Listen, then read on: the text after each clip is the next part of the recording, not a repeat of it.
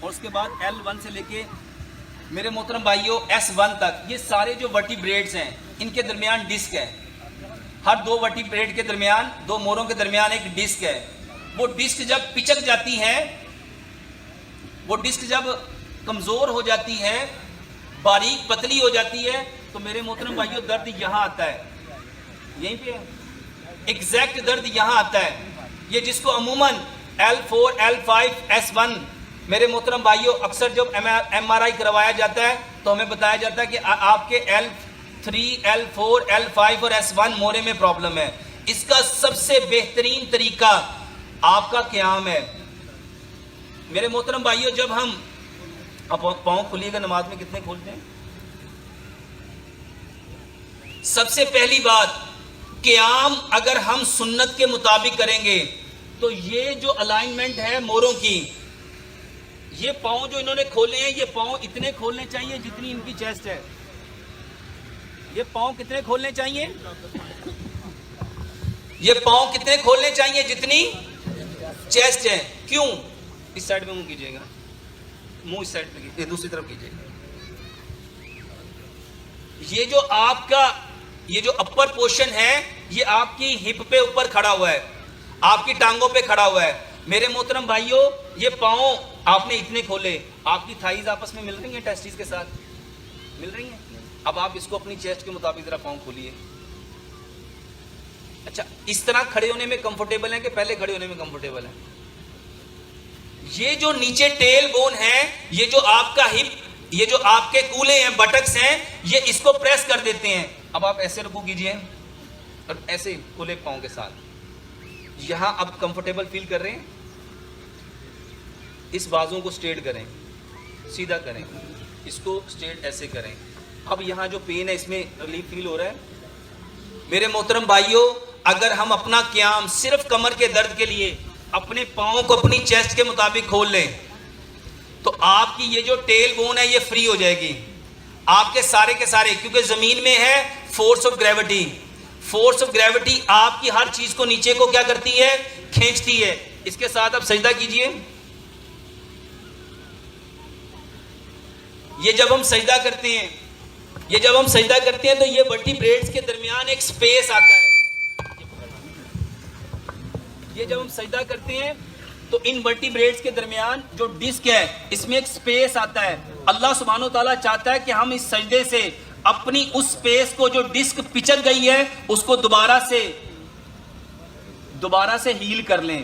اور سجدے کی حالت میں وہ ہیل ہوتی ہے، وہ اس وقت ہیل ہوگی جب آپ کے پاؤں آپس میں یہ ملے ہوں گے. اپنے پیروں کی انگلیوں کو ذرا زور دیجئے اور دیکھیں کہ آپ کے یہاں پریشر آ رہا ہے ناک کے اوپر. جب آپ کی اس ناک کی ہڈی پہ، کیونکہ نبی صلی اللہ علیہ وسلم نے فرمایا 7 ہڈیوں پہ سجدہ کرو. 2 پاؤں تھے، 2 گھٹنے تھے، 2 ہاتھ تھے، اور ساتھ میں ہڈی کون سی تھی؟ اپنی ناک خاک آلود کرنی تھی. انفارچونیٹلی ہم کیا کرتے ہیں جب ہم سجدہ کرتے ہیں تو ہمارا جو پیٹ ہے، یہ تھائی کے ساتھ ٹچ ہو رہا ہوتا ہے. آپ اس کو ملا کے ذرا اس کو صرف 2 منٹ کے لیے ایسے سجدہ کرو اور اس جگہ پہ آپ کو کوئی ریلیف ہو رہا ہے؟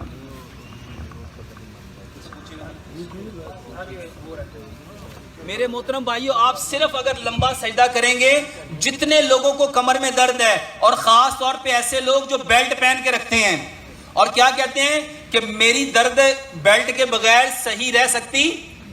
اچھا، بہت سارے لوگ کہتے ہیں ہم تو سجدہ کرتے ہی نہیں، ہمیں تو ڈاکٹر نے منع کیا کہ سجدہ کرنا ہی. آپ جب اپنے بستر پہ جاتے ہیں تو آپ الٹا لیٹ جائیے، اپنی ٹانگوں کو اس طرح سمیٹ لیجئے اور اپنے پاؤں کو، اپنے بازوؤں کو، آپ کی یہ بغل کی سفیدی نظر آنی چاہیے. یہاں سے بکری کا بچہ اگر گزرنا چاہے تو آرام سے گزر سکے.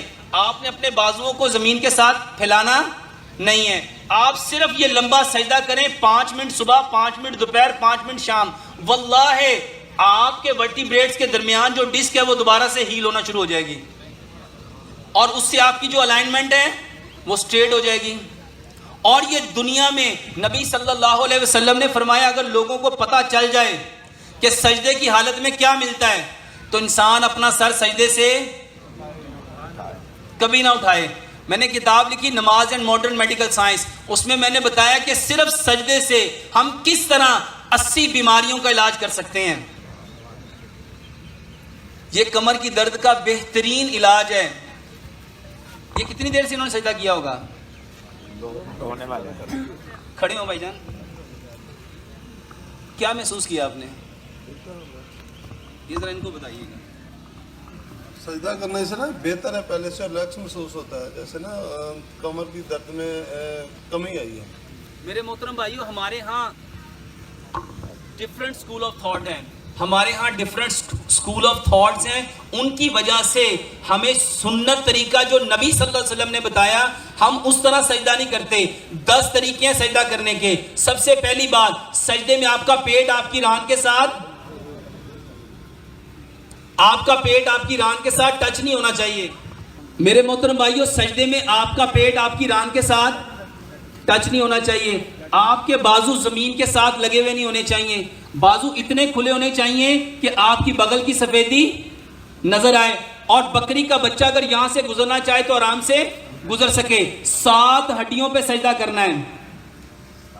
7 ہڈیاں، 2 پاؤں ہیں، 2 گھٹنے ہیں، 2 ہاتھ ہیں، اور 7ویں ہڈی یہ ناک ہے. میرے محترم بھائیوں، آپ اپنے پیروں کی ایڑیوں کو آپس میں ملا کے رکھیں گے، پاؤں کی انگلیوں کو جب زمین کے ساتھ چپکائیں گے، اور اس کو نبی صلی اللہ علیہ وآلہ وسلم نے فرمایا سجدہ جب کرو تو زمین کی سختی محسوس کرو. تو جب آپ اپنے پاؤں سے اپنے انگلیوں کو پریس کریں گے تو ایگزیکٹ یہاں پہ ایک پریشر آئے گا، اور یہ پریشر آپ کے C1 سے لے کے C7 تک کے جو وٹی بریڈز ہیں وہاں پہ، اور L3 سے لے کے S1 تک میرے محترم بھائیوں آپ کے وٹی بریڈز کو کھول دے گا. اور کبھی بھی سجدے میں آنکھیں بند نہیں کرنی. اگر ہم اس طریقے سے سجدہ کریں گے تو انشاءاللہ یہ کمر کے جو پرابلم ہے یہ ٹھیک ہو سکتے ہیں.